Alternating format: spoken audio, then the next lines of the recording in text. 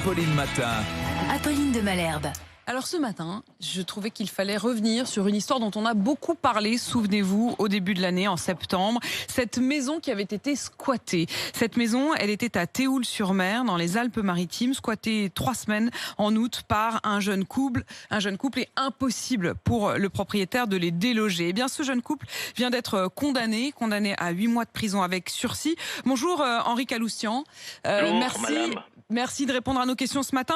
On voulait vous entendre et j'ai voulu vous appeler parce que vous êtes le propriétaire de cette maison qui a été squattée l'été dernier. On se souvient bien de votre histoire. Est-ce que vous avez le sentiment, à la fin des fins, que vous avez été entendu puisque ça y est, ils ont été condamnés?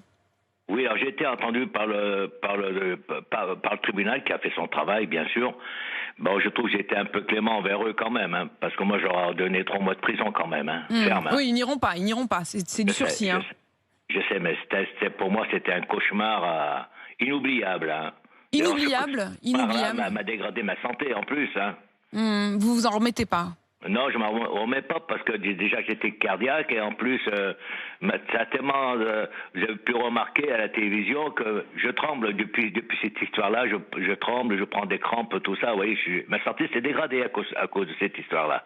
Votre santé s'est dégradée. Est-ce que les dégâts, puisque vous aviez parlé aussi de la façon dont ils avaient traité votre maison, est-ce que les dégâts seront réparés, remboursés? Non.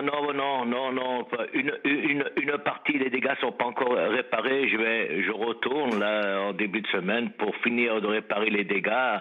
Les portes ont été fracturées, tout ça. Voilà. Et puis, comme je vous dis, les frais de justice, les frais de justice. Avocats, etc.